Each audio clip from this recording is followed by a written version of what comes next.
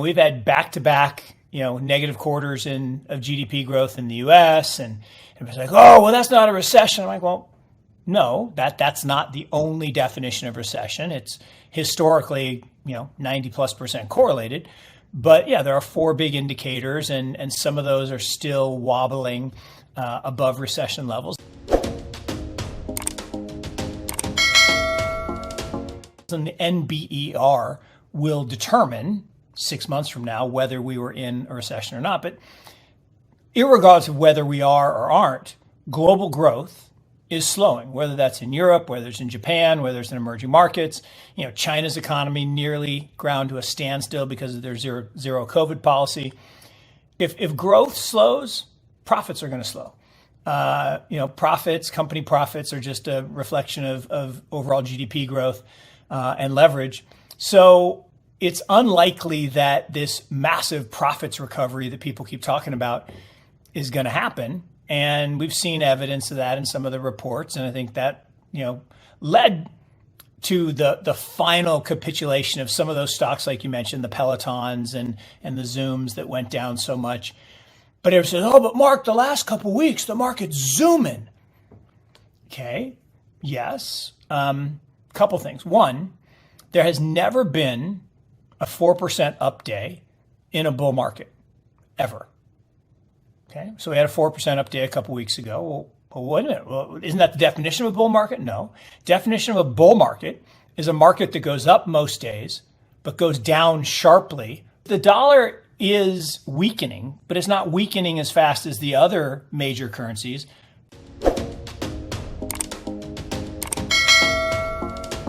But if you look at it relative to Bitcoin, over the last 2 years, Bitcoin is up 100%.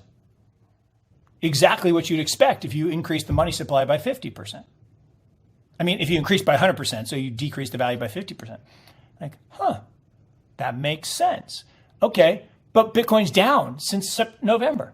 Well, of course it is. Everything's down since November because we had these massive liquidations of over-leveraged speculation.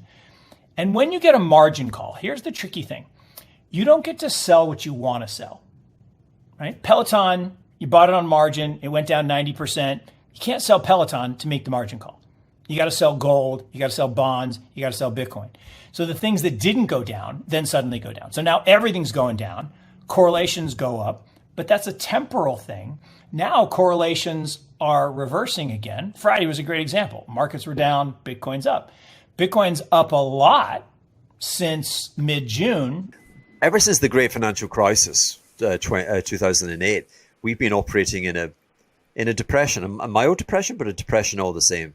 What is a depression? A depression is that despite the fact that nominal and real GDP are now above their pre-2007 levels, that the growth has been stuttering, and as such, we have never regained the 30-year trend in income and wealth that we were producing prior to the great financial crisis.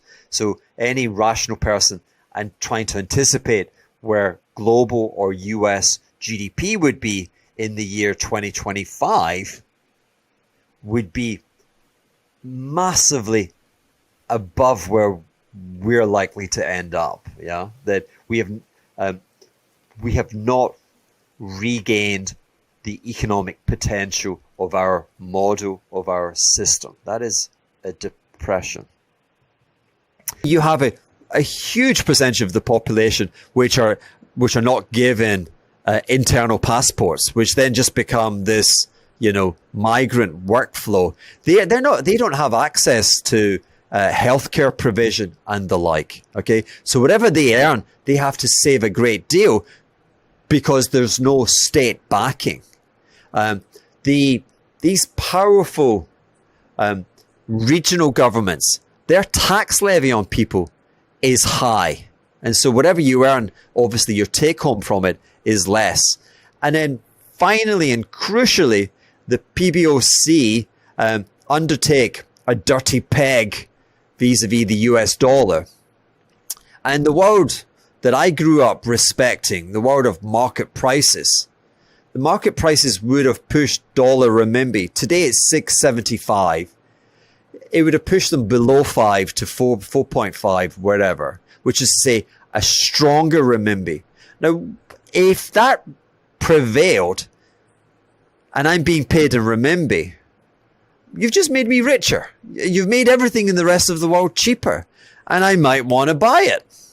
And that's the Chinese don't trust the decisions of individuals. Heck, they don't allow you to vote. Okay, so they're certainly not going to allow you to create a boom and a bust and entertain the notion of the disaster that we saw in Thailand et al. With the Asian tiger crisis at the end of the 90s. So owing to that, they buy US Treasury government bonds. Flows of money are global.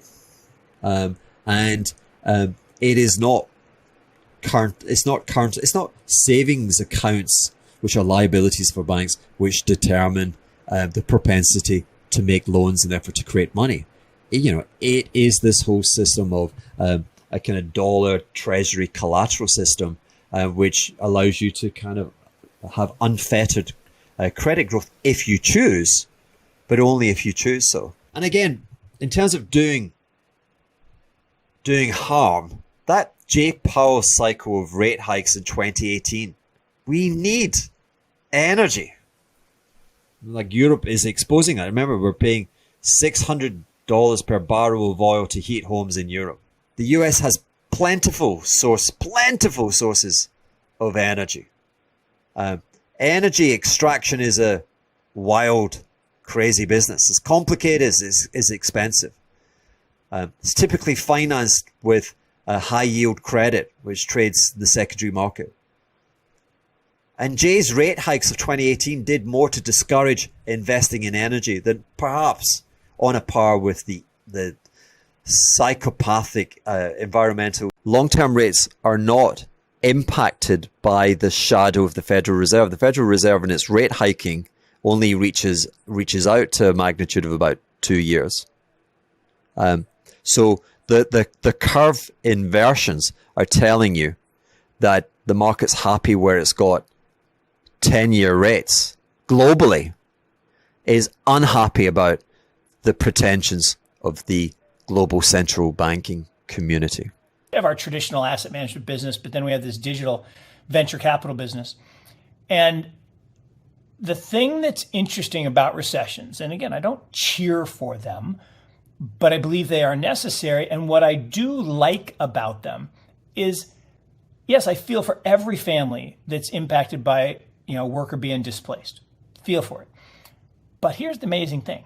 Some of the best companies in the future are created in those times of strife, because it turns out if you get fired or if you lose your unemployment benefits, you find a way. And some people start new businesses. One of my favorite stories, I tell this all the time.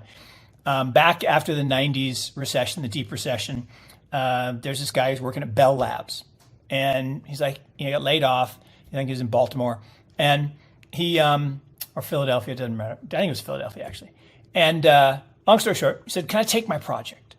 And I'm like, "Yeah, dude, we don't know what dense wave multiplexing is. So yeah, be gone and take your project." And he went and asked all the venture capitalists, to back him. And they're like, "You shine light in a prism and you break it into colors? I don't get it." Well, it turns out every color holds the same amount of data as white light. So you increase the capacity of fiber optic cables. Very valuable. Very valuable. Long story short, no one would invest with him. He got his retired grade school teacher. Now, she didn't put all her eggs in one basket. She backed up the truck. She gave him all her life savings. Not smart, great outcome, turned her $300K into $300 million. That company became Sienna, which is an amazing business. Wow. When things have gone down a lot, let's say you go down 80%, so now you got 20 cents on the dollar, and you go back to only down 70%, so 30 cents on the dollar, you've gone up 50%. So you make a lot of money. And so I think there's a little bit of that going on. It's possible that the cathartic deleveraging lows have happened. And I will say in the crypto markets, which we'll talk about later, that has happened. I think we've seen the lows. And that was the cathartic kind of deleveraging of the entire crypto ecosystem. The problem for broader equity markets is the amount of leverage in the system, margin debt, is still the second highest in all of history. The market will win out, just like the market wins out. What we need is a sound currency and an understanding of how a market works and why we should never have a group of people in secret decide what interest rates ought to be, because they don't know. You can't. People ask me, what would you do, Ron, if you were there and you had to set interest rate? I go, I'd resign. I don't know what the interest rate should be. The market will. Without that, you can't run an economy very well. The market always wins, and the market will say there will be a liquidation of debt. It's been known for thousands of years that the debt gets wiped out, and then we have to do it. But we don't have a replacement for it. Marxists that are very vocal right now, they actually like the idea of chaos, because that gives them a chance to clean the slate and start this new world order with a Marxist system. And of course, that's what we have to work to avoid. And right now it's up for grabs.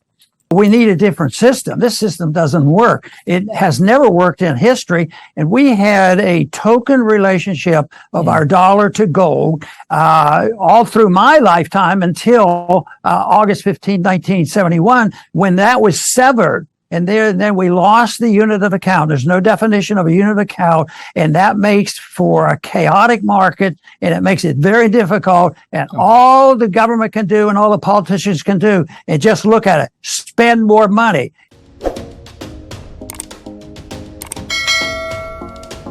And right now, today, they're bragging, and the Democrats are bragging about Biden. He is on a roll. He got 4 big bills passed. He's going to solve the problem of inflation. Well, they all spent money, and it's all inflationary. We're addicted to this type of economy, and that's why they can't stop, and that's why it's going to get much worse. But we have a job, those of us who are in the business of spreading a message, as you are, to talk about sensible economics. And hopefully they'll come to their senses. I think the collapse will come. It's going to surprise everybody, because I was really surprised what happened to the Soviet system. I was in the service in the 60s and watched the Cold War very closely. And then all of a sudden, boom!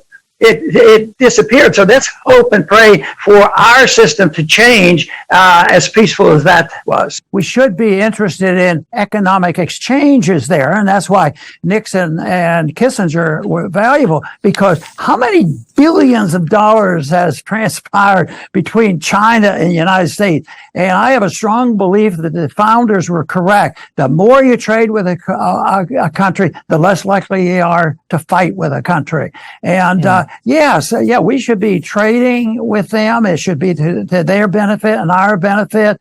But we don't need our military vessels sailing. It'd be like allowing China have 20 ships in the Gulf of Mexico, just aggravating us. People would be outraged of that. But we do that all the time. The straits, the Taiwan Straits, they're pretty narrow, considering it. We're over there changing the lines. And then, of course, us aggravation made China decide, well, we're not going to even pretend that we have a division in the straits. So it is also unnecessary, and they don't want to believe that trading with people. Yes, it's imperfect. This whole idea that we say, well, we can't do a thing with China because they violate civil liberties. I said, well, yeah, that is true, and we can talk about that, but we're not going to send troops over there to tell them what to do. And if you want to worry about civil liberties, why don't you worry about the civil liberties of people who are in prisons here in this country? We have more, I think we still do. We have more prisoners than even China has, and a lot of them are for victimless crime. So it would be a different system.